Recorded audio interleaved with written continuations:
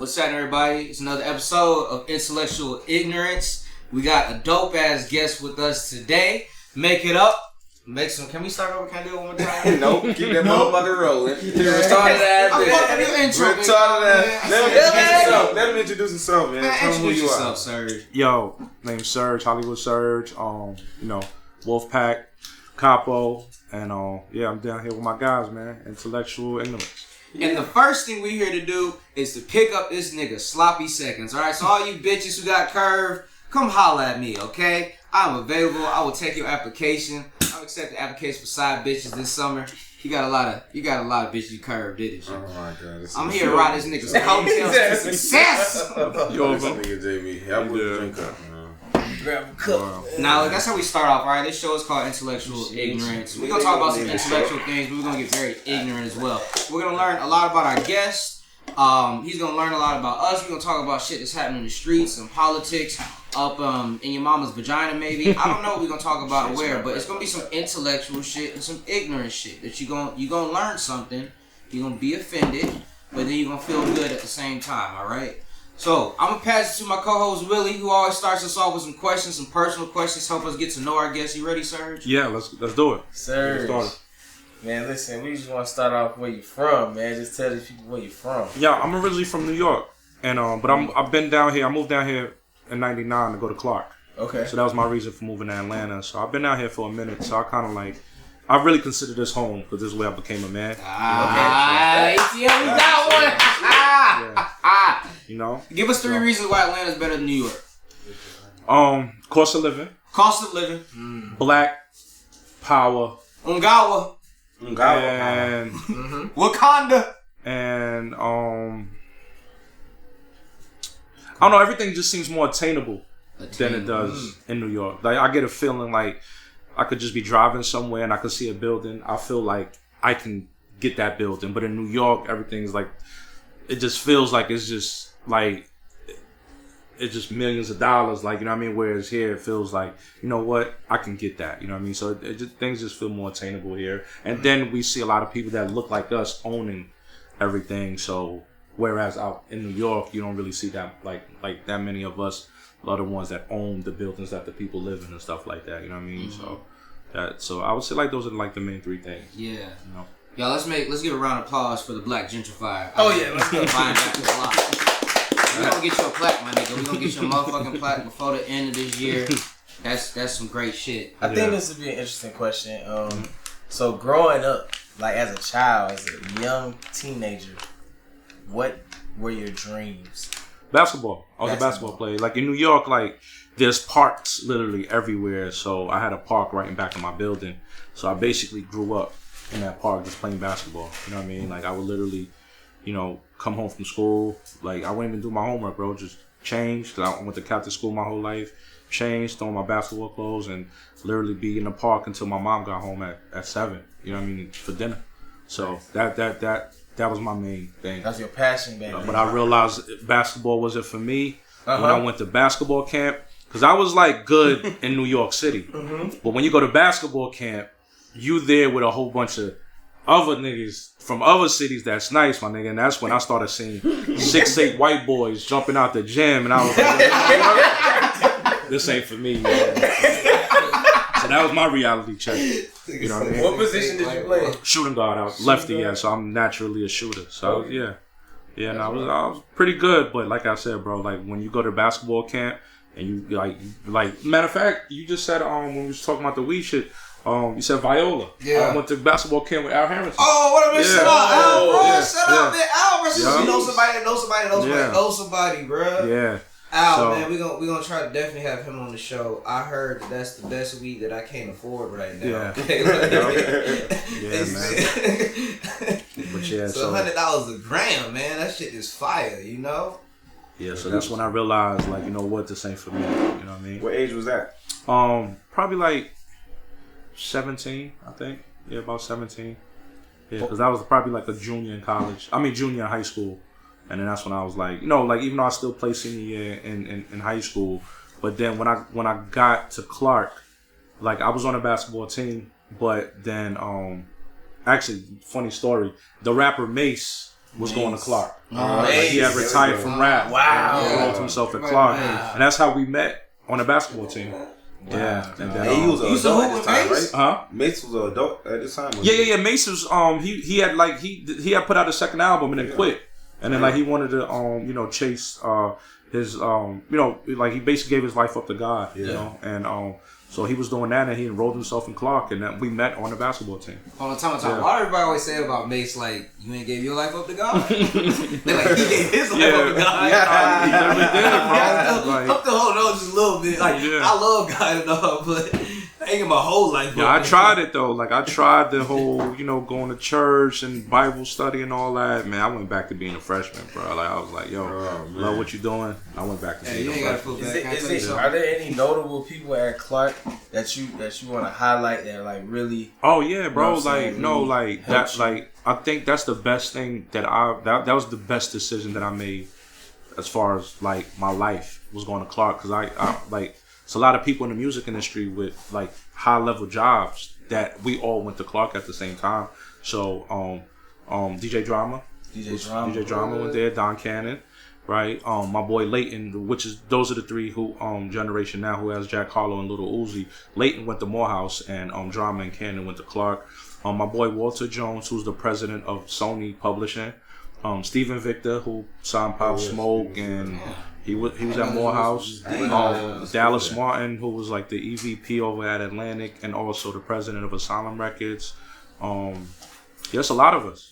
So like that was like the best decision that I made, because these are the people that I went to school with, you know what I mean? And like these are guys that I can literally call, and whatever I need is there. You know what I mean? So you feel like it would be harder to attain what you attained if you weren't at Clark, Atlanta, but you were still in Atlanta?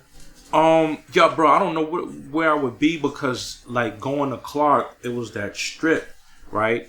And that strip was basically like the Atlanta, like, because it's like, and now I think about it, it was fucked up, because like the old niggas that used to come to the campus back then, now me thinking back, like, yo, these niggas was like 30 coming to holler at these little 17, 18-year-old girls, like, you know what I mean? But like when Clark strip, it's no longer open now. There's a reason why that is, but there's a strip, and basically, niggas will pull up with their cars and just hop out, and there just be girls just walking up and down the strip, and niggas was just hollering. That's like Set Friday at FAMU. Right. I went to FAMU. Right. That's Right. exactly what it is. Exactly, bro. And the thing about the strip is you got to remember it was 4 schools all in one area. You know what I mean? So you had Spelman, you had Clark, you had Morehouse, and you had Morris Brown. What do they call that? It's like a area. What's the name of it? Yeah, they call that like something. AUC. Yeah, AUC. Yeah, I remember that. Yeah. So that strip was just on fire, and then the library was right there. So people would just go back and forth. So all the Spelman people would come, to the library, and like, it was, man. I could tell that you had some good experiences. Nah, bro, so like coming from New York, I was in the mixtapes a lot, and I seen like there was a void of that in Atlanta at the time, so I took advantage. While I was in school, like I basically had like a mixtape stand in front of this barbershop, like this popular barbershop. And I had like a mixtape stand, and basically like that's how I met a lot of people, because they would just come shop with me, and whenever I had class, I had somebody working there, or whatever, and then I come back, and but I met a lot of people there, like doing that, like a lot of people. What's the most popular person you met, or most valuable? Yo, Big Meech. Get the fuck out. Big Meech. I'm Big Meech. I remember Big Meech pulled up, and he was like, yo, how much are these CDs? I was like, $5. I was like, I do 3 for $10. And he was like, nah, let me get all of them. I'm gonna pay $5. And I was like, yo, who the hell is this dude? Like, you know what I mean? I didn't have no clue. Boy. Then like a couple months later, the whole BMF thing came on. I was like, oh, that was dude that came and bought this whole table from me. Were you in Atlanta during the BMF period? Yeah. How was the environment then? Yeah. Oh man, it was. Dude, it was like literally me as a college kid, I used to go to the club for motivation.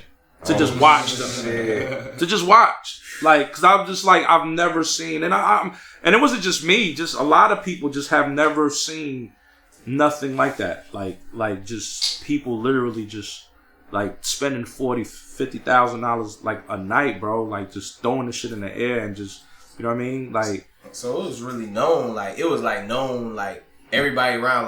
Like BMF gonna be here tonight. So we already know what that type. Yeah, of like be you know they was gonna be at Magic on Mondays. Like it was like certain nights. Like when you listen to JD on Welcome to Atlanta and he's naming those nights. Like those were the nights. Like you know because Atlanta literally was 7 days a week and it still is in a sense. But back then like it was literally 7 days a week and there was always something going on. So Mondays Magic City, you know they would be there. This when Velvet Room was open, then Visions ended up opening, and yeah, like you know what I mean, them nights that they would be there. So yeah, like first time I seen a Bentley GT like in person, like you know what I mean, was them. Yeah, now the city it was on fire. A lot of money was flowing through the city. Question, like how does all this translate, right? I've always been curious about like the life of A&R. So like you're young, you're making these connections, you know, selling your CDs. You're out here getting, you know, BMF motivation, you know. Yeah. Need that. How does all that translate into, you know, you becoming who you are and what you do today? Like, one thing would lead to another. So, like I said, like I'm selling CDs, and I was a college kid. So, remember when I said I was on the basketball team with Mace? Obviously, he ended up coming back to rap, and then when he did. Came, see, he was like, "Yo, over here bootlegging, man, pack this shit up like you running with me." And basically, I basically became his assistant, and I started running around with him. And I didn't know nothing about A&R or like music industry jobs or anything. He wasn't anything like Diddy at the band with you, was he? Was making you get pies and shit. Like. Nah, he wasn't doing that. But like it, like literally, I'll be the one driving him around, and we'll be in the studio, and I would drop him off 4 o'clock in the morning in Alpharetta. And I had to pick him back up at 9 in the morning. Damn. Like, cause he just was a workaholic like that. You know what I mean? So, like, I basically didn't have no life. Like, you know what I mean? But like my love, I didn't know. Like I said, I didn't know nothing about an A&R, or what an A&R was. And I think my passion from it came from because he would just record, and he started running out of beats. And then he was like, "Yo, you don't know no producers?" And I was like, "Yeah, I know a few." And I just started going to get different beat CDs, and my passion came from like basically handing him like a beat and watching him turn basically a beat into like potential hits, and I think that's where my passion came from. And I was like, "Oh, people get paid to do this right here?" And he was like, "Yeah, niggas get paid big money." And I think that's where my love for A&R came from. And then he had quit again, and at the time I was living in Buckhead, and I was at there was a show on MTV called Driven. And Kanye West was it was a Kanye West episode. So there was a dude who taught him how to make beats named No ID. Yeah. Right? So I always knew the name. I just never knew what he looked like. So this is my first time seeing what he looked like. You know what I mean? And I get in the elevator the next day. Yeah. No ID's in the elevator. Me and him live in the same condo. So I was like, yo. It's like, yo, I just seen you on the thing, da-da-da. So he had moved down here to work with Jermaine Dupri. Because he wanted to learn, like, you know, learn certain things from JD. Yeah. And he didn't have no manager. So I was just like, yo, I'm just working with Maze. You ain't got no manager. Let's work together. So we ended up linking up and started managing him. And then Jermaine had a publishing company, and he liked what I was doing for No ID because I was like a hustler. Mm-hmm. So he liked what I was doing for him. He's like, yo, I got a publishing company.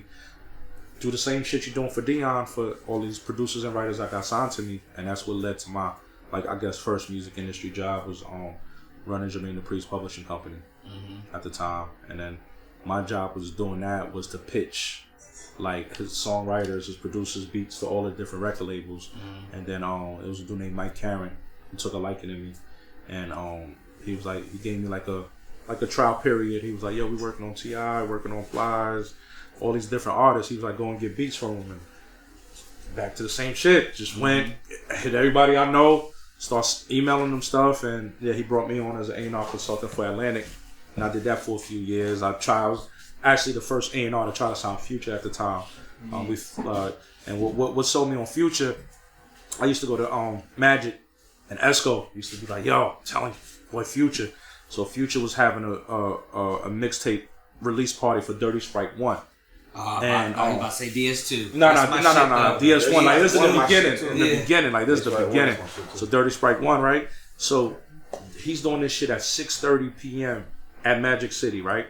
Bro, I pulled up at 6:30. Like, mind you, this is like day shift Magic City. Bro, there was like no parking. Yeah. I'm like, Pat, who the fuck is this nigga? Like, you know what I mean? So I go up in there, bro. It's ran. Literally, this was Monday. He was in LA meeting with Atlantic Thursday. You know what I mean? But they didn't get it. They didn't get it at the time because they tried to put him in the same box. Huh? Yeah, he ended up going with Epic. Because when he put out Dirty Sprite 1, once Drake jumped on Tony Montana, every label was calling. You said they tried to put him in the same box? Yeah, they tried to put him in the same box as J Money and Young LA. And I was like, nah, telling you, he different. Like, his pen is different. They ain't see it. So, LA Reid came, put up the bag, and yeah, he ended up at Epic. I got a question. What are the steps to, like, if you had to tell a young aspiring A&R, like, the steps, what steps network, bro. Man, stop that, man. Let them niggas figure it out. We gonna talk about that off camera, bro. Why we gonna give out that game? No, because there is no answer. There is no answer. But you got a special answer. That's the answer. You should make them pay to subscribe. Yeah, there is no answer though. There is no answer. It's just like as far as being an A&R, bro. It's just you got to build your network. Like I was the dude going to every the music conferences was popular, so I was the dude paying my own way to go to every music conference and finding out who was who. That's the key. Finding out who is who. Who are the players? Okay. Like who's the head of Columbia? Who's the head of Def Jam? And then who's under them? And then who are those A&Rs? All right, then. Like once you have that, then now you have at least you could come up with a strategy on how to get these people's information and be where they be at the industry parties. But you got to know who is who. Like, you know what I mean? And once you figure out who is who, then you can figure out how you're going to build that network. And then I don't trust him no more. I don't trust him no more, bro. This motherfucker got dots in his room, connecting the dots and shit. A lot of people don't know. Because when you think about any other business, like, that's what people, they know who they're either the competition is or who the players are. Like, you know what I mean? And once you figure that out, then you can figure out how to build that network. And then once you do that, then you have to actually be good, right? Like, DJs, obviously you guys hear the music first. So you just have to be able to offer somebody something, like, you know what I mean? Like to where they feel like, okay, like this person, they know what they're doing. They got a good ear and, they got a good eye for talent. And work your relationship. And once the opportunity presents itself, then, you can possibly get a job. But first step is knowing who's who. Bam. Hey, can we wrap it up, wind it down? Because I really want to get to the intellectual part. I really want to talk about this man's hat. I want to talk about his fucking hat. Like, I love this. I feel like, do we feel like we got to know Serge enough? Out here having given out free game and all fucking listen. We gave out a lot of game, bro. Real though. They don't even leave us enough comments right now, man. I'm disappointed in all y'all watching our shit, not commenting, man. I think we got one more question. You got one more question? Got one more question? Alright, so are there any artists that you worked with before they became like, you know what I'm saying, renowns, you know what I'm saying, like before people knew, like they would sleep on it, but you seen that just like. I said Future, I would say like Future was probably like the biggest. Yeah, Future was probably like the biggest, but I've been around like a lot of. Just trying to think, bro. I've been around a lot of shit. You ever put somebody in like a good position and they didn't give you a credit?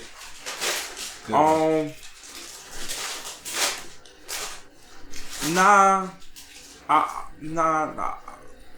Like my relationships are pretty solid. Like, you know what I mean? Cause like I've never been the guy, and I learned this early. Like I've never been the guy that tries to harbor and like keep people away from the connect. Like I'm a connector. Like, you know what I mean? And that goes a long way because like if I ever need something from anybody, like I've never been the person to try to charge niggas for certain shit. Like I just connect niggas. Like I don't try to middleman everything.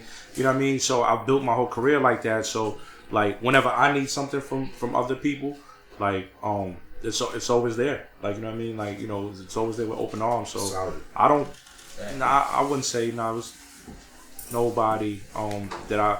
Well, it was a matter of fact, it was this producer. Oh, there we go. There we go. Get petty. Let's get petty. Yeah, and we actually cool now. Like we actually cool now. But yeah, it was definitely this producer who I took from basically like nobody living at his friend's mom's house in the room, and to where, you know, got him a couple big checks, publishing checks and placements and singles and shit like that. And yeah, the nigga woke up one day and he was just like, yo, man, he didn't want to pay the 20%. You know what I mean? So we ended up falling out, and but now we actually cool, we back cool now. But that would probably be someone that I put in position that definitely switched up. You know what I mean? Y'all pay y'all dues, man. Yeah. Hey, y'all dudes, man. For real, man. Yeah. Yeah, so we're gonna move on to the next segment. Okay. Finna take a quick break. Yeah. You know what I'm saying? We'll be right back. Intellectual ignorance. Stay tuned. I love y'all followers, by the way. Sorry for being petty talking all this shit. Welcome back to Intellectual Ignorance. This is about to be the intellectual part of the show. One of our street niggas asked us a real ass question. Are you so close To you, Mr. Serge, is it better for upcoming artists to get signed or not signed? It just depends on what your team looks like, right? Like, if you have a good team around you and you feel like you guys, and what your goal is too, like, you know what I mean? If your goal is world domination, then you're probably gonna want to sign because the Illuminati. No, not the Illuminati, But they're part of it, though, right? Nah, ain't no such thing. Ain't no. I was fine. But the record labels, the major record labels are the only companies that have an office in every continent, right? So like they have that reach. So if you wanna be an artist, you cool with just making X amount of dollars a year, and you're not worried about world domination and just being global, then yeah, you could stay independent. Like, you know what I mean? Does It's it take a lot of money though? Independently, like No, Well, if you making a lot of money, you know what I mean, and you spending it the right way, then yeah, you could stay independent. question. We got a question. All right, go ahead. All right, say you're a rapper, right? I knew it. Your name is Hollywood, right? And you just got $100,000 advance. How would you spend that $100,000 advance? How would I spend $100,000? Start with 100. Bro, ain't nothing but an outfit for him. How dare they disrespect you with that question, man? Ain't nothing but an outfit for him, bro. 100,000. He's giving us. Let's go get perspective. This is a needed perspective. Yes. Like your budget. Cause how go you get a budget? Yeah, you get a recording and a marketing budget. Your advance. My advance. Gotta get the chain. Gotta get the chain. The whole scope of life. Because 100, yo, honestly, bro, 100 is really 60. Why you say that? Taxes. Because of taxes. Taxes. Now we have 60. So you have 60. That's a Your manager, salary, nigga. You got your manager gets 20 of the 100. Of the 100. So now you're on the 40. That's 12 bands. You're down to 40. That's poverty levels, nigga. You broke. No, you down to 40,000. You down to 40. Your manager gets 20% of the 100. All right, So that's 20. Okay. So now you're down to 40. You down to an outfit. I told you, niggas. So, or they ain't nothing but an outfit. 10,000 on the chain. Get something from YSL. That's a nice leather jacket or something. You know I'm gonna ball out on some shoes, but you can't like, just get bro, one, nigga. with 40? 40, there ain't nothing but a night out. That's a weekend, nigga. So what you gonna do? Start working on your credit. What do you do? Shit off. Bro, with 40,000. Hollywood, man. You Hollywood. You got a hit song. Bro, you want to see if BMF throw that in the Hey, what's the name of his hit night, song? nigga? What's the name of his hit song? BMF hits his song, bro. Bro, what's the name of his hit song? He's Hollywood. Just got signed for $100,000. I heard 12. It's called Run That Bag. Run that bag. Run that bag. Run that back. Run that back. Yo, with 40, yeah, definitely probably, shit, get a chain and a watch. And, So that's what I'm saying. That's needed. That is needed. So artists need image matters. So image matters. Your credit. if image matters if you're a street rapper. Image matters. Right. But if you're not a street rapper and you like hip hop, like, you know what I mean? Like, it doesn't matter in that sense. Like, you know what I mean? Real last question. And so, street rapper versus alternative rapper. You know, Jay-Z, one of the best. He's like, I stopped rapping. Like, Common ain't been Common. So he's like, would you rather be overpaid or underrated? Like, to you, right now, street rappers. This is why I wanted to get to your hat. Yeah. We was all watching the clip today. It was Tank talking about how they don't want us to have music that unifies us. So if you willing to sell your soul and give up on all moral consciousness, is it better be a street nigga in the rap game? I mean, street, like this is what I learned from just like when I used to work at Capitol, right? What I learned is different scenes, right? Like, cause being in Atlanta, you can kind of get caught up in the black Hollywood strip club scene and think the rest of the world is like that, and it's not, right? Because like I've been to shows where this emo rapper, you go to his shows, and when you go to his shows, you look at the fans, and it's all of it's all the uncool kids. Yeah. But think about it. There's way more uncool kids that go to school than cool kids. So, like, it's a whole nother. It's a whole nother fan base, bro. Like, you know what I mean? And that opened my mind up. Like, you know what I mean? To just be like, I actually just went to NLE Chopper's, he had a show over at the Buckhead Theater. And that's what I do when I go to shows. I'm looking at like who was streaming it, like, you know what I mean? And it was just like a whole bunch of white kids with like baseball jerseys, and you know what I mean? And he's not fun to go to concerts, which is what he just said. Like, we're gonna bring him to a concert, and the whole time he's gonna be working. Yeah, no, that's what with us. No, I like the, you know what I mean? Understand? Yeah, like, you know what I mean? You love your craft. You come for a reason. It's different. There's people in the audience. There's people who are like, I'm not one of you. Like, I'm here to help orchestrate this. Yeah. So I'm picking up these notes for the next time I do it. Definitely. I say a lot of ignorant shit, but we're very no, for sure. So what type of artists do you seek personally? Like, what type of artists do you like to bring and introduce to your like street, because like I like street music. Like I love like music that like I love hearing the nothing to something story. Like that's something that's forever gonna be. It can be retold over and over and over again. You know what I mean? And so me personally, that's what I personally listen to. You know what I mean? So those are usually the type of artists that I go after. Is that because you grew up off of that music? Yeah, like, exactly. Who's your top 3, 5, 10 from like when you was a kid, like growing up? I mean, like Biggie, Jay-Z, and Nas. Biggie, Jay-Z, Nas, okay. You know outside of those, who are some other, like, I don't want to say one other, that's like me when I think of New York rap. I love Slick Rick, actually. Yeah. You know, the Ruler. But then I also love Mobb Deep. You know, I know New York niggas, like, the vibe of New York rap is very, at least, I think it set the trend. Mm-hmm. It set the trend that hustle mentality, it stems from New York. You know, Atlanta just definitely took something and magnifies it with trap music. Trap is different from hustle flow. But I was just asking, I guess that's probably why you think so, you know? Like, just definitely, man. Because street rappers are basically reporters from, you know, whatever neighborhood that's from, and that's where I come from, that's what I could relate to. Yeah. So, you know. Jack Harlow's album, did you listen to it? Yeah. What'd you think? Yeah. Honest take? It was cool, man. Like, the boy could rap. Like, he could rap. And this is his first album. This is his first album, so he got time to grow. Like, what I don't like is, like, how people be so quick to write people off. It's like, yo, bro, this is his first album. Like, give him a chance, like, you know, to grow. Like, you know what I mean? And him getting compared to Drake, that's a great thing. You get what I'm saying? Like that's a great thing. Like, you know what I mean? So I think, man, potential wise, bro, I think the sky's the limit for him. You know what I mean? So I'm excited. I'm excited to see where he goes. And, you know, like I said, that's family. Because dudes he signed to is my guys, you know what I mean? So I'm excited to see where his career goes. But he can rap. What I like about him, he don't try to be something he ain't. He's just who he is. And that's what I like about him. You know, I think that's why a lot of people like him. That's what you never be able to knock about him for sure. Yeah. You know? What do you think is the key to longevity in the industry? Reinventing yourself. Constantly reinventing yourself.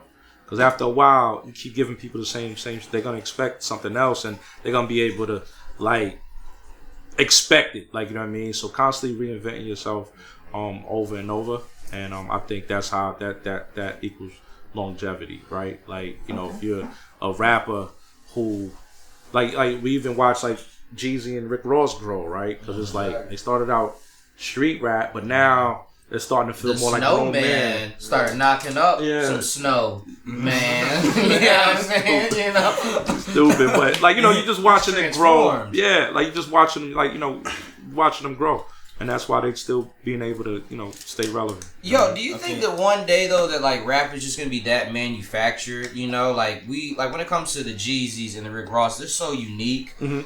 Jack Harlow is too. But I don't even want to like just throw out names. I feel like just overall right now.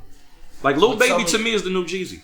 You think so? But it's almost like I don't think so. Yeah. I think he's a new T.I. I think the reason why I say Jeezy is because he talked that money shit. The reason I say T.I. is because he could also be political and he can talk that money shit. Light skin, skinny as shit, And you know what I'm saying? Like he's a club, and he got club records, straight club records like T.I. Yeah, but Jeezy got like I don't know, bro. When I ride the little baby shit, he did My President's Black. What you mean? He gave us a whole political anthem. That was only one. That carried Barack just right over the hump, bro. Come on. That was cool.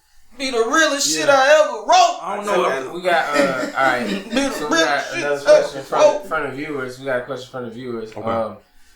What's better, dropping single after single, or dropping projects? Or just drop a sex tape at some point. Yeah, or doing antics. Seriously. Yeah. Or antics. No, I think singles.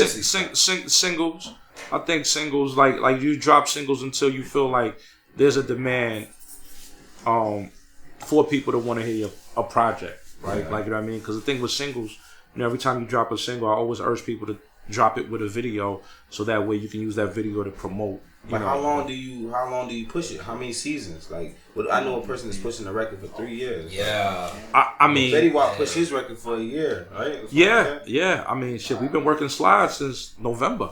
We're still working slide. You know what I mean? On Man Mark. So, like, it's so much ground to cover, bro. Like, sometimes it might take 9 months. You know what I mean? But if you feel you got something and people are still reacting to it, I mean, why not keep pushing it? You know? Yeah. But yeah, what was your question? What was your question? You were saying, reinventing yourself. That's what it was. Yeah. Have you reinvented yourself time to time? All the time. My name used to be ATL-Surge, and I moved to LA. Okay. Yeah, I moved to LA and changed it to Hollywood-Surge. I guess I gotta change it back to ATL-Surge. See, we got some more intellectual questions. See, we want to tap into another aspect outside of music. Okay. If you was to slide into a female's DM, yeah, what would you say, and what emojis would you use, if any? I'll probably find like a funny, like, thing of somebody sliding, like something funny. You know what I mean? Once she grin you in. You know what I mean? So I would try to find something funny of like a nigga. Like, matter of fact, I just seen some shit the other day of a nigga on the beach. He flipped and he landed like this on the beach. I don't know if you guys seen it. And he talking to a girl. Like, I would send her something like that. Like, you know what I mean? Okay. And, to try to get something out of her rather than just saying, yo, whatever. Like, you know what I mean? So I would try to send something funny. Okay. To get her attention. Do you use emojis? Yeah, hard eyes. Yeah. Oh, hard eyes. Yeah. Okay. Yeah. Hard eyes. Yeah. That's it. Yeah. We got another intellectual question. It's a problem that's been brought to my attention. Okay. As of recent. Mm-hmm. The prices at the strip clubs for parking. We need a solution on how to get the prices lowered. What do you? It's a monopoly, bro. It's a monopoly. It's a monopoly. You know why it's a monopoly? Because of the break-ins. Mm-hmm.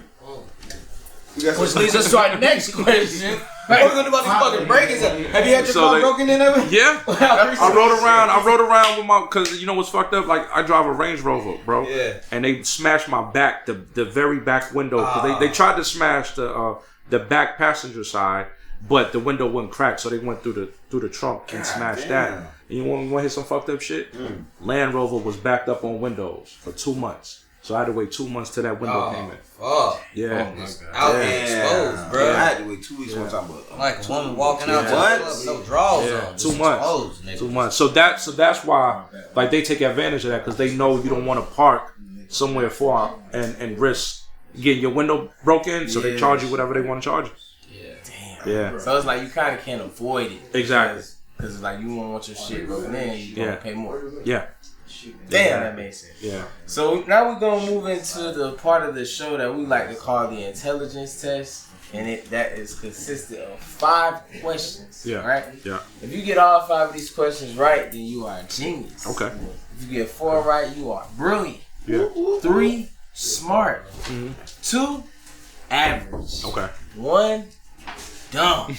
Hold on. 0. You know the questions? Dumb as a mother. Alright, bet. Should we all play with them? I don't. Sometimes the questions are kind of fucking hard. I'd be like, that's For like, real? yeah. I'm like, I mean, I but need Google for that. It's gonna be increasingly more. We're here to help you. Yeah, yeah. Okay, bet. But if you So you fail, got you're two- gonna you got look two stupid. lifelines. It's stupid all on you. We give some lifelines. Alright. But if we win, If we win together. Yeah, but if I lose, I'm by myself. Alright, so it seems like you are into sports. Yeah.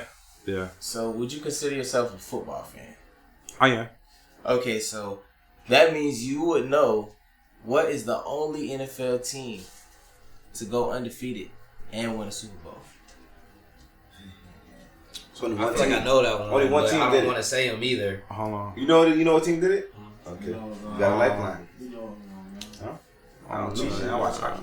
To go undefeated and win? See, that's not even a fair question. That's some trivial shit, bro. Some trivial shit you find out on a Thursday when watching Stephen A. Smith go on a rant. You're like, oh, I didn't know that trivial shit. I'm gonna say the Patriots though. I feel like the Patriots are the only one who could have done it. Falcons should have did it. I'm gonna say the Cowboys.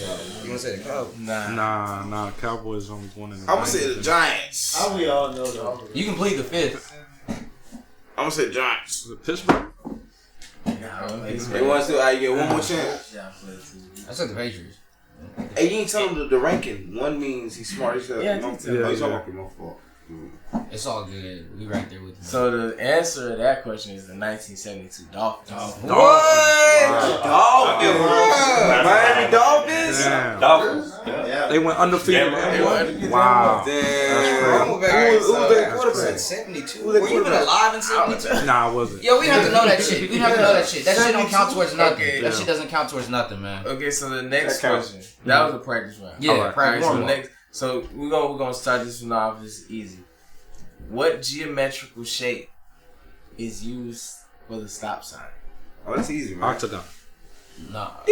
Boom, we got one. All right, so we Good one one. out of 5, right? Intellectual. This is the sign right here. This is the It's intellectual sign right here. Intellectual. Cincinnati. Okay, so boom. What U.S. state is Area 51 located in? Easy. And Nebraska. Nevada. Nevada. This nigga's a genius. That's correct. He's on pace to be a genius. So Thought it was these Alaska. questions have to get increasingly more Yeah. difficult. Where's the Absolutely. South Pole? I thought the other one was hard, bro. Okay, so what is the only edible food that never goes bad? Ooh. Water. Egg. Bro, apparently McDonald's shit can last forever. I'm about to say McDonald's I fries. was like, that shit will be here in 2089, bro. Like, What is the only edible food that never goes The bad? only McDonald's. edible food that never goes bad. yeah, that 4 weeks This is later. some good ass questions. Where did he get these questions Let me from? think about that. This nigga's intellectual. Pussy, nigga, pussy will never go bad. Vagina. That's some good food that will never go it's some bad, bad right? pussy. It's some bad pussy out there. Ain't no such thing as pussy going bad, right? I busted some out the freezer last night, nigga. Boy, I Unthawed it and put it in the microwave. And we are back with another episode of Intellectual Ignorance with our guest Serge. Are you uncomfortable yet? Nah. Can we get to the best part, nigga? Can we get to the ignorant part? Wait, you got more questions? We got more questions. This nigga really trying to get to know you, man. Finish the Just test. email this nigga, man. Email this nigga. Finish the test. 6 minutes on the card. Yeah, we got 6 minutes. Finish the test. All right. So here we go. The next question is, what do you call a woman who knows where her husband is all the time? Annoying. What do you call a woman who knows where her husband is? All the time. Insecure. GPS. Stalker? I know, right? What do you call Aware. who knows where? GPS. Oh, yeah, you should Hold on. What do you call a woman who knows where her That's too husband hard, is man. all Yeah. the time? This Alright. shit was done. I want to know the answer though. That What's was the- question number 3, right? Yeah, what was the answer? A widow. Oh, I wow. don't get it. Like, who's that? Fucked up. That was cold. Dark You should have said Tasha. That's You should have said fucked up. Tasha. That's Power. fucked up. Alright, so That was good. was that question number what? No, that don't count, man. Do that That'll shit count. over. Hell Alright, no. so what is the name of Earth's largest ocean? Pacific. Ooh, that was good. It is. It is the Pacific. It was over there, Cali. This nigga passes in my book. Yo, Okay, that's So we got, three. it's 3 out of We got 3. 3 out of 3. You got 2 more questions. Yeah. What is the most common letter in the English alphabet? Oh, that's easy. Get it? I know the most common letter in my ex's mouth. Oh my god. The D. The most common letter in the English alphabet. A-E-I-O. Let me see which one would it be. Sometimes why? It's a vowel, right? It gotta be because It gotta be. everything gotta have a vowel. in it. Possibly. It's a vowel. Yeah. Maybe. So now you just narrowed it down. E. There you go. That is correct. This man's a genius. So he is 4 for 4. That was easy. Smart. Okay, so Fucking you already smart. brilliant. You already got the Scholar. brilliant status, so you get one You more got that question from college, right. right? Yeah. Yeah, You are finished. going to You be finished. considered a genius, so I am afraid I'm going to have to ask you a difficult question, Let's my go. brother. Because Let's we go. got to see if you're really a genius. We can't just hand it to you. Right. You know what I'm saying? Let's do it. So, what is it that goes up and never comes down? Oh, you gotta just drum roll for this Ooh, one. what goes up never comes down.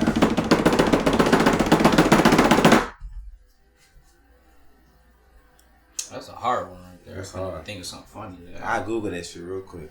Fuck that. A nigga's hairline, goddamn, that shit goes up and never comes That was back. pretty good stuff. What goes up and never comes down? Smoke. Mm, I had an answer though. Did y'all hear mine?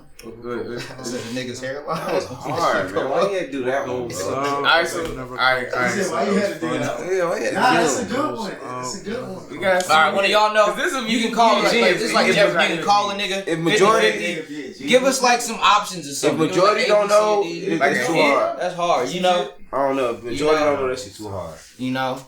Nathan Googling right now. Even Google don't know. If everybody don't know, Google know. What kind of fuck Like, question what? is this? Like, Right. like stupid ass motherfuckers always ask me dumb ass questions. Fuck, how am I supposed to know the fuck goes up and don't come down? what you got? I mean, should I give the answer? Shit, this nigga's money, our bank account. Age. What? Hey, Oh, I feel like I read some pop shit before. that was a Do good another one. That I want one don't count me. Alright. Very anticlimactic.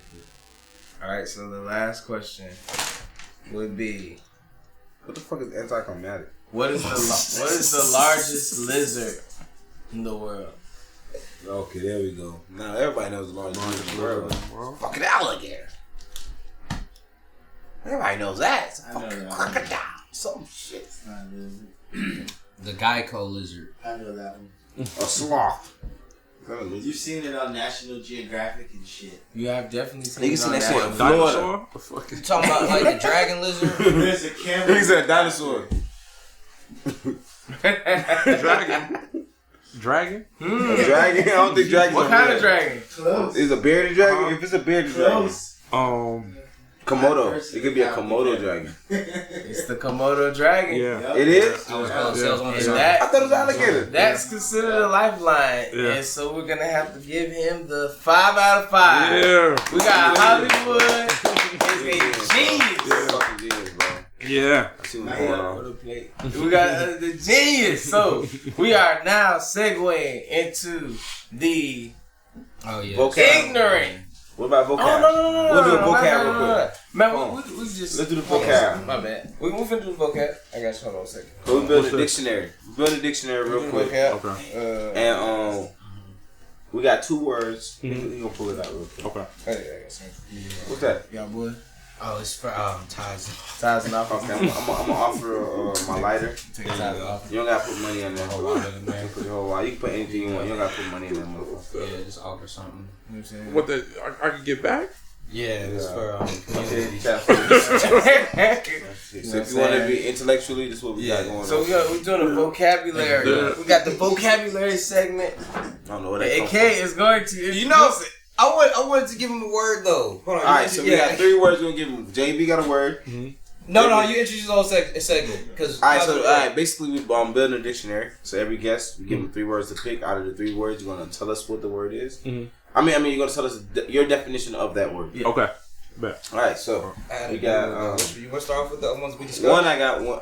We all each got one. How about that? Mine will be fuck nigga. You can pick whichever word you want. Mine is fuck nigga. What's yours? I was gonna add accolade because he has a lot of accolades, you know. But it's not accolade like how you like. It's not accolade. It's accolade. Accolade. Like you gotta say it like T.I. Accolade. Say it like accolade. All right, what you got? Thigh. And he got thigh. So which word do you want? Fuck nigga. Yeah. So we got an F. Can you define it using a sentence for us? Anything like that?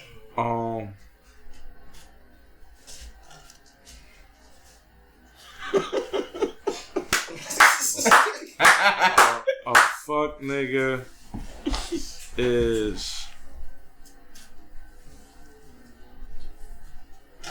someone who does a lot of fuck shit. Well said.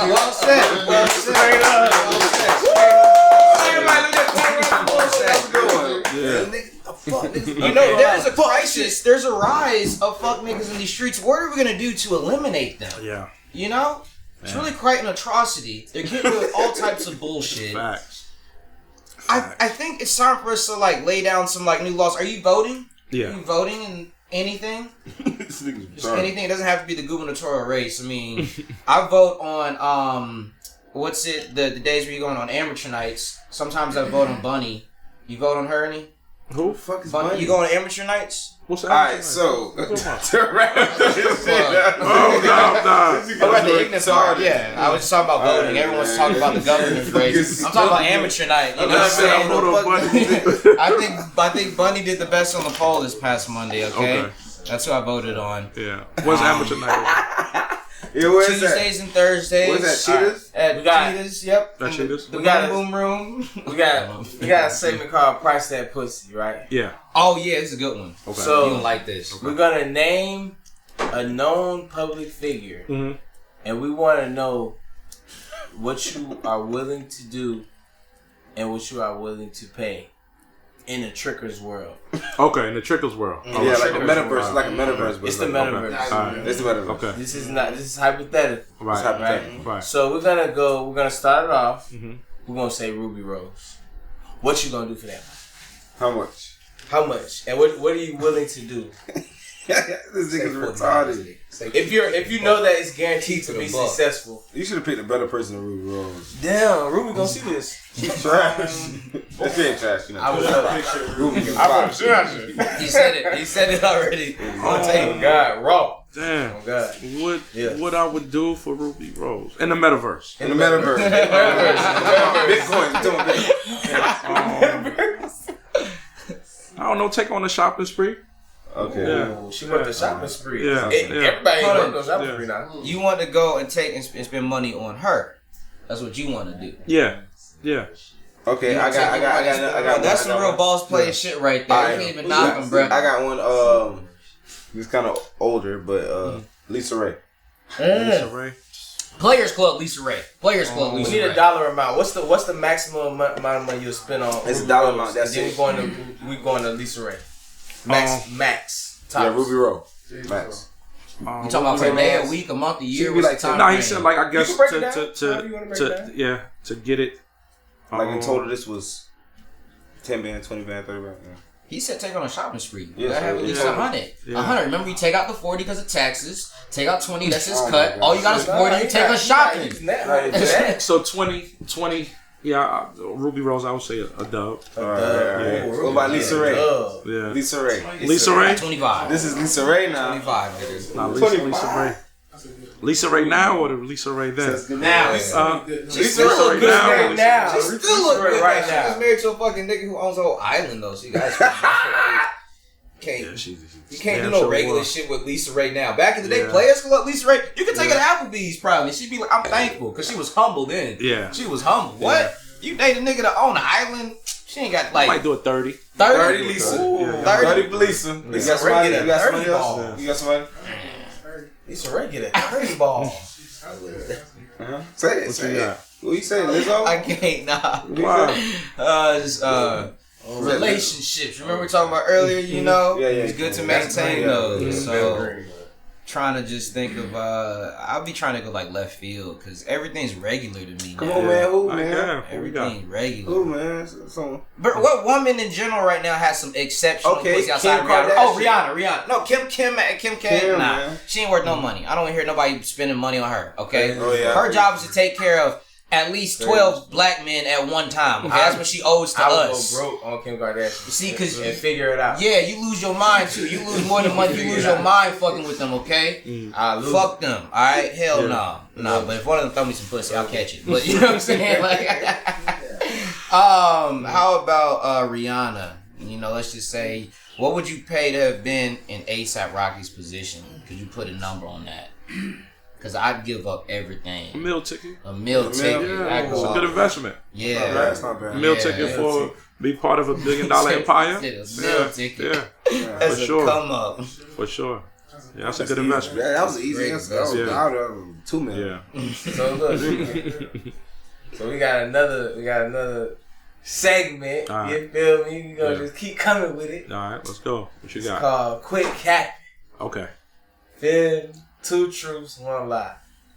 You gotta be able to identify what is the lie. Okay. You know what I'm saying? Yeah. So AK, I think AK said he wanted to start off. Ain't that what you said? You said he wanted to start Nah, off? I don't know play this game.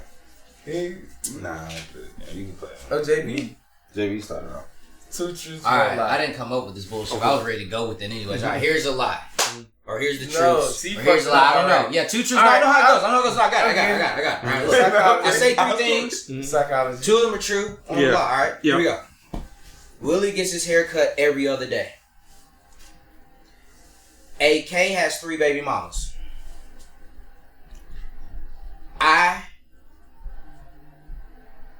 You can tell I'm reaching. Nah, what am I gonna say? What am I gonna say? You fucked it up, bro. I hooked up with Megan Good. That's the lie.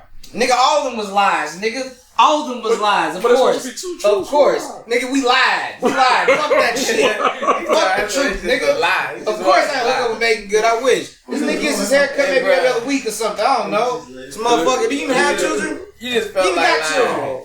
Nigga just hit me with a whole bunch That of was a lies. hard game to play, man. You gotta mix truth and a lie. Like, I should have just started it off. you should have. That was your idea. You fucked it up. It's good. It's good. Fuck that game. I don't want to play that game.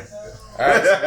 Fuck that game. Yeah, fuck that game. Okay, so yeah, y'all been watching Intellectual Ignorance, man. We had a lot of fun, man. Hollywood was really open. Great personality, man. Glad I got to know you. I fuck with you now, you know what I'm saying? We met in person. That's real nigga shit. Real nigga. He told y'all what a fuck nigga is. Did what I'm saying? Gave y'all that a game on the industry, the steps to becoming or entertaining greater things, you know what I'm saying? With strategic thinking, analytical thinking, man. We really appreciate you coming through and showing your intellectual side. He got a 5 out of 5. He's a motherfucking genius. Yes, You know what I'm sir. And it's your boy Willie Beamer. DJ AK. I'm JB. Hollywood Surge. Yes, We sir. out. And this is where some pretend exit music plays. Alright, wait. Alright, Hey, I we got got a question. Yeah. Alright, so one of my questions is, why is it so hard? Like, just say if, like, you know how Hey, you got more keep than rolling one because I want to say occupation, something too. Yeah. So, rolling. like, You people, rolling? like how he got, you know what I'm saying? Like how he on the podcast, but bro, they music. Yeah.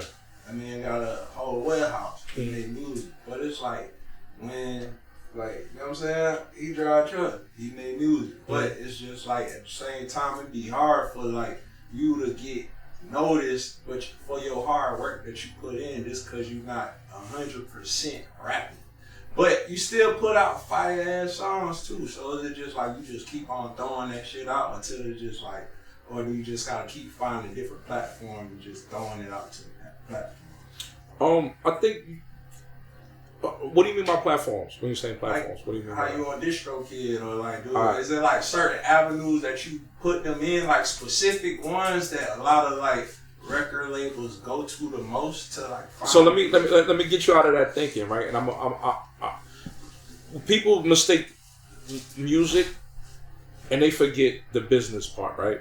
Like, so it's called the music business, right? So it's just like any other business. So if you wanted to open up a restaurant, how would you get people to come to your restaurant? You gotta invite people to your restaurant. You gotta cook first, though. Niggas gotta know that you a good cook. All right. But then, how do you get them to? Because you just open up the building. How do you get them to come in there? I mean, after you cook and they know that you good as fuck at what you do, it's like, hey, I'm having a barbecue. I'm cooking. Come to my shit. Run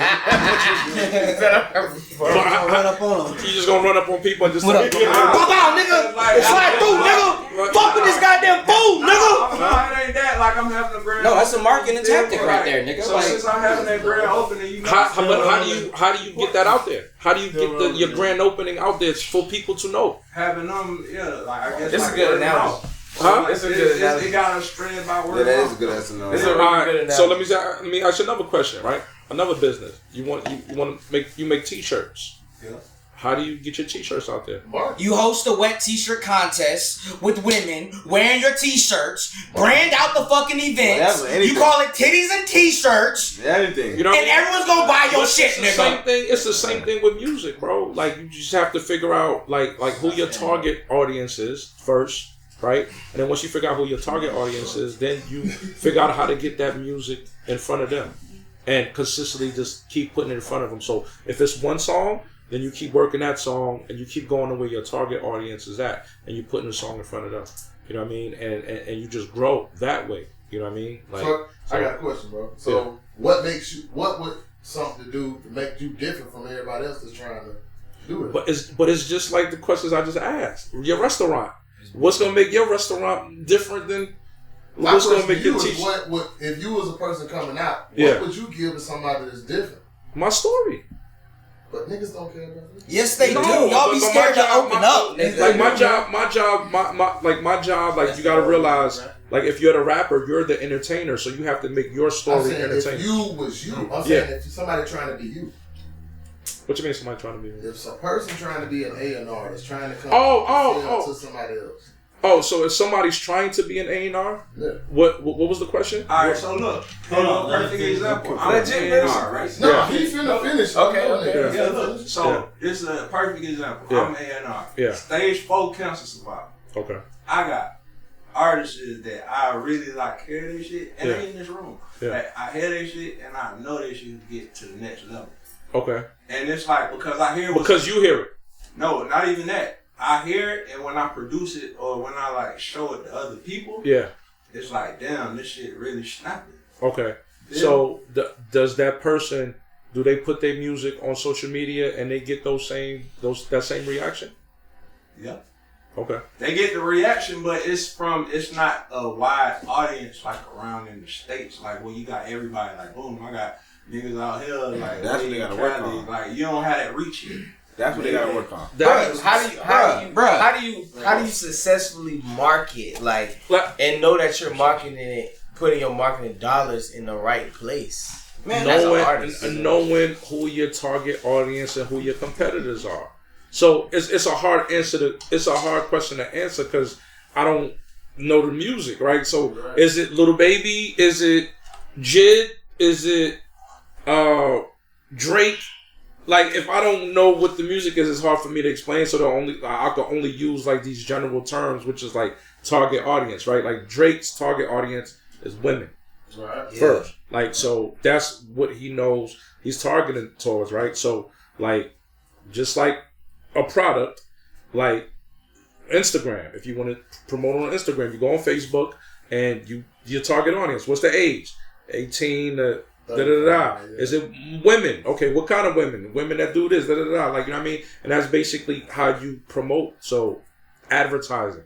You know what I mean? Yeah. Like Coca-Cola. Like no, fuck all that. Because y'all turn this to college. This is the shit they teach you in business class. We want to know here while we have him. We want to know the real shit that they won't teach you in class. Because be real, you learned that shit at CAU, didn't you? A lot of this stuff. That's business marketing. No. About target demographic and stuff, right? You learn that, but that's business shit. You can learn on a fucking e-course somewhere, right? What we want to know. What we want to know. What are the rituals, nigga? Who's do I need to sacrifice? Niggas want to get on yesterday, nigga. There's some.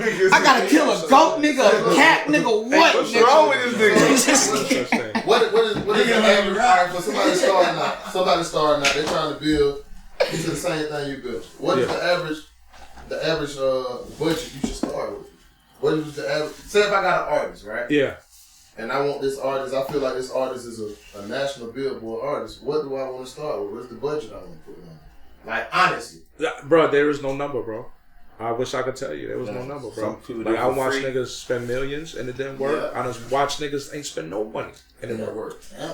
Like I remember during like when TikTok first took off, and every week it was some shit popping off, and I was flying the artist in every week. And I remember flying this artist in, and this nigga, him and his manager, you could tell they was broke, right? But he was like a weirdo. He was a weirdo. No, he was a weirdo though. Like he wasn't like a street rapper. He was like a weirdo. He made a TikTok song that went viral. Right. And so I'm like, yo, how did you do this? So he was like, yo, we recorded this shit on a broke microphone in my bedroom. The producer was there with him. He was like, yo, we made this shit on Fruity Loops, and they hit up a few of their friends who had like followers on TikTok. And this shit just took off. So it was just destined. I'm sitting there talking, having $1 million conversation with someone who didn't spend no money. You called a few of their influencer friends on TikTok and it worked. And then I watched niggas spend $500,000 trying to make it work. And influencers, do you think they actually, if you got a person with 1 million followers, do you think if they make a skit to some, that is the way to honestly nowadays? Influencer marketing is needed. Yes, yes, because like everything now is just platforms, right? Like, and that's why I asked you about platform. So it's just like basically the new form of marketing is using other people's platforms. So basically, academics is a platform, right? Like he has 4 million followers or whatever. People tune in to whether it's news or new music. They tune in to academics for that. That's a platform. Influencer has a platform. Right. So whether it's their skits, you gotta take your music and put it on the platform. So genuine, honest question, being serious, do numbers outweigh talent nowadays? Because I've always had that hunch. I felt like, it's not even about being the most talented, it's about being the most in demand. Like, is that like just kind of how the business really is true today, especially with numbers? Like, because, and second to that question, if we talking about business conversion stuff, because a lot of people have followers, but that doesn't always convert to, sales of whatever. Mm-hmm. So could you kind of elaborate on that, like the business of just music, entertainment, and culture and stuff like that? I mean, it's always been numbers driven, but does that significantly now outweigh talent? Well, no, it's like a yes and no answer because he sold his soul. It's cool, nigga. Yeah. Say it, nigga. No, because you got the hat on backwards, nigga. Put the hat on forward, bro. What's happening now is that. Like, and it's a fucked up thing, right? Is that shit, like music that's not as good and niggas might find funny will spread faster than something that's actually good. Yeah. You get what I'm saying? Yeah. So when things go viral, more people, if it's some funny shit, more, like somebody gonna send it to their friend. And, like, cause we in the world of sharing, right? Like, so it like, Fuck Nigga Free. I actually like the song. I think it's a great song. But the video was so ratchet, people started sharing it and then just posting it like, yo, these girls are ghetto. And like that spreads faster than a girl who probably made a song that was like real heartfelt and da-da-da, like, you know what I mean? But you see that happens, so then, like, are you like, okay, well, I'm gonna take this artist, because it could be like a cash out, like the one-hit wonder now, you know what I'm saying? So how do you even gauge that? Are you really like, how do you... Well, Cash Out wasn't a one-hit wonder. He had another one. He's tripping. He had one. She twerking. She twerking. Okay. That was my shit though, right on with that Nina. I loved it. Look, I was let down because there was a lot. Shout out to Cash Out. There was so much hype behind him. Yeah. So much hype. I think it was about they were doing something with him, being like a first or something to sign him directly. I don't remember whatever it was. But I bring him. That's usually like my go-to. Like, okay. So yeah, you see like the girls who do Fuck Nigga Friday, but I'm sure. I mean, I could be premature in saying this, but I don't see them having longevity. Y'all see them being around 3 years. Let me give y'all something that like you may not know, right? That's what you were looking for. Labels are not looking for artists; they're looking for partners. So they're not looking to just sign an artist just because your music is good. Yeah. They're looking for a partnership with somebody. Like, so what they're looking for in that partnership is somebody, obviously it starts with the music, right? But somebody who is having some kind of motion, right? And the reason why they're having some kind of motion is because they figured out how to crack the code to get people to pay attention to them. Oh, so labels nowadays don't necessarily know how to take someone and make people pay attention to them. They don't know how to do that. They used to. Damn, that's the game right there. Cut the cameras off. We gonna keep this conversation going. I don't want these niggas to know this. They used to. So and like pre-internet, there was only 3 really ways of discovering music, right? It was radio, television, or clubs. Yeah, those are the only 3 places you can discover music, right? So it was like with TV, it was really only 2 channels: MTV Jams and BT, and then radio, obviously whatever your local radio station is, and then whatever clubs, right? So it was easier to put music because all you had to do was just pay to get on 106 and Park, pay for MTV Jam of the week, and then figure out how to get your song spent on radio, and these are the places that people pay attention. And then obviously mixtapes. Yeah, that's another one I forgot, right? So, but now you have so many different, like, and everything it wasn't on demand. It was whatever was put in front of you, but now it's on demand. If I want to listen to something, I can go on my phone and listen to what I want to listen to. But back then, if you listen to the radio, you listen to whatever it is that they're playing. Yeah. I'll never forget this day, bro. I was riding around one of my exes with her 6-year-old, bro. And we riding around, and I kept switching the station. And she like, yo, why you keep switching the station? This is a 6-year-old. I'm like, oh, trying to find my best song. She was like, yo, you got an iPod, though. Why don't you just play it? And I was like, she's right. You know what I mean? So that's the world, like a 6-year-old back then was like that. That's how they think. You know what I mean? Wow. But we come from the being fed what you listen to, but now we're in the on-demand thing. You know what I mean? So what if you making and like you? So what if you produce your own stuff? You got your own studio and your quality great. You know what I'm saying? Nate, come sit on the couch, man. Come sit on the fuck. Come be a part of this. You need this one. No, come sit down. No, for real. Bro, you feel me? I like being in the back, bro.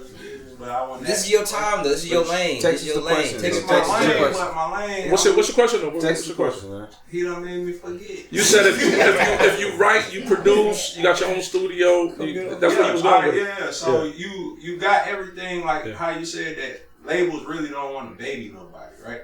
So you got everything you need. You even got your own vehicles for your projects or whatever you need. So now you come, how do you present these? Do you present it like a business plan to it? Do you go with the business plan to these labels? No. Do you got the motion though? You got the motion. You got the motion? You got the motion. If you got the motion, they'll find you before you find them. Right. Yeah, you don't got to convince nobody. Yeah. So look, I got a question, bro. So what are the steps that you take for looking for artists? Man, it's so many. I got so much shit. Besides the numbers, have you ever seen somebody that didn't have numbers, but you looked at them and realized they were unique? Yeah, but then what? Like who's gonna put up the money? Somebody gotta put up the money. That's what I really was going to ask you.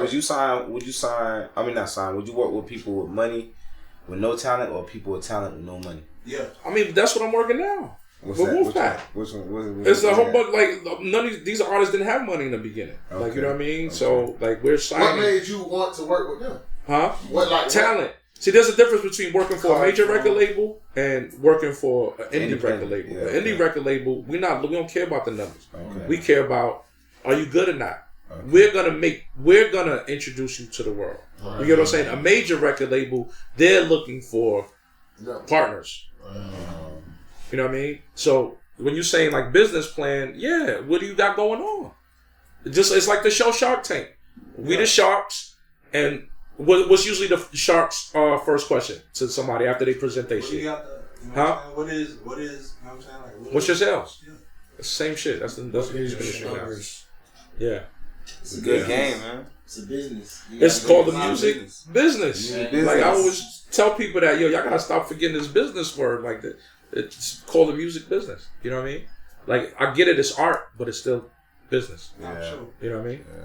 But that motion though. You know what I mean? You want to. And I'm gonna be totally honest, bro. You want to put yourself in a position when you got some motion because you don't want to be a tax write-off. They do that too. They just sign niggas and they're just like, they gotta pay millions in taxes. So You don't want to be the one that they signed just to write off $300,000 advance that they gave you. You know what I mean? So if you don't got no motion, and I'm gonna tell you the other bullshit that go on, right? So let's say at a record label, you got Lil Baby, you got like a Capital, for example, right? Like Lil Baby, you got Migos, you got Queen Naija, you got Tusi, you got Migos. All these people are under this label. You're coming in. The marketing team, that's what you got. The marketing team, that's what they interested in. So this new guy coming in, if you ain't got no motion, you're not exciting them. So one thing to get signed, right? The A&R, he's passionate. He's signing you based on the music. Now the A&R's job, he got to convince the marketing team to be excited about you. And if you ain't got no motion and they looking at it, like the marketing team is looking at it like, that's going to be a hard job, bro, they're going to do very minimal. And that's where the beefs come in. With the, my label ain't doing shit, The A&R's usually the one passionate and shit like that. Like, he's basing this shit off of music. But bro, that marketing team, they got them easy wins. Oh, Lil Baby got a record coming out. Oh, this is easy. You know what I mean? And they gonna stick to the easy. You coming in and you ain't really got like shit going. Okay, so what's like a good thing like in Atlanta? All right, if you're trying to start in Atlanta, what angle should an artist approach in Atlanta if you're trying to start it? Well, it's good to start in your city, but bro, like the internet took away geography, bro. That shit don't even matter no more, bro. Like, like you got the access to the whole world on this right here if you know how to work it. You know what I mean? And if you got a good network of influencers, like you're gonna need influence. You're gonna need rapper friends. You're gonna need you're gonna need a network. You know what I mean?